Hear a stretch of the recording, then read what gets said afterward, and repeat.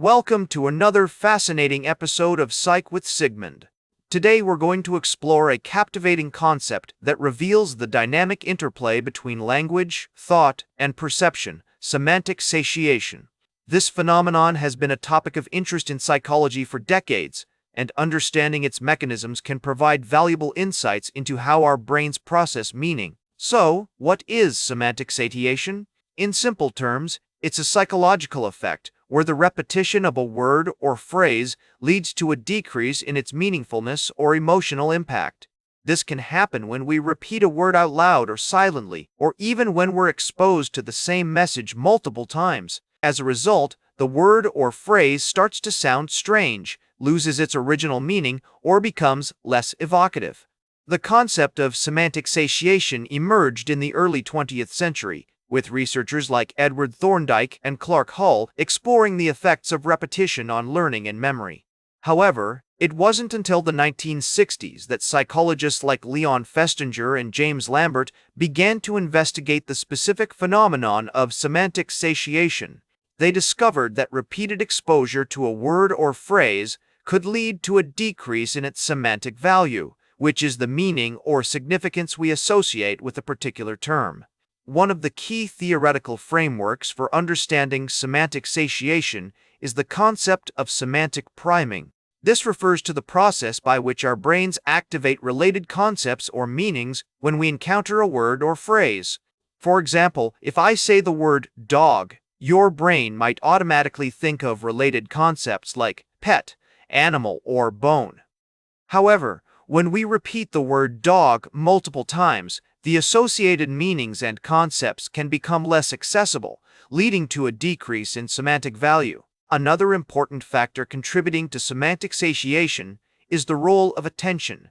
When we're exposed to repeated stimuli, our brains tend to allocate less attentional resources to processing the information. This can lead to a decrease in the perceived meaningfulness or emotional impact of the stimulus.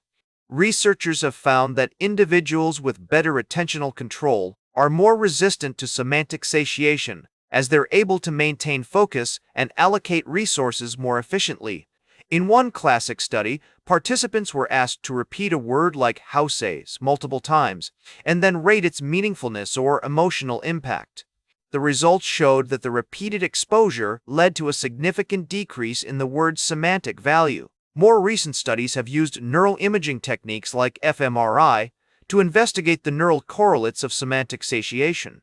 These findings suggest that areas responsible for language processing, such as the left inferior frontal gyrus, show decreased activity when we're exposed to repeated stimuli. But how can understanding semantic satiation help us in our everyday lives? For one, it highlights the importance of varied language use in communication. When we repeat ourselves or use overly familiar phrases, we may inadvertently reduce their impact or lose our audience's attention. This concept also has implications for education and learning, as repetitive exposure to new vocabulary or concepts can lead to decreased engagement and retention. In therapeutic contexts, recognizing semantic satiation can help clinicians develop more effective communication strategies with clients. By varying their language and using novel examples, therapists can maintain client engagement and facilitate deeper understanding of complex issues. Moreover, being aware of semantic satiation can encourage us to be more mindful of our own thought patterns and language use, potentially reducing mental fatigue and improving cognitive flexibility. To illustrate the practical applications of semantic satiation, consider a scenario where a marketing team is developing an advertising campaign for a new product. If they repeat the same slogan or message multiple times, it may become less effective over time due to semantic satiation. By varying the language and using different messaging strategies, they can maintain audience engagement and increase the campaign's overall impact. Another example can be seen in educational settings, where teachers often use repetition to help students memorize new information. However, if the same material is presented multiple times without variation, it may lead to decreased engagement and retention due to semantic satiation. By incorporating different teaching methods, such as interactive activities or real-world examples, Educators can reduce the effects of semantic satiation and promote deeper learning. In conclusion, semantic satiation is a captivating psychological concept that reveals the intricate relationships between language, perception, and cognition.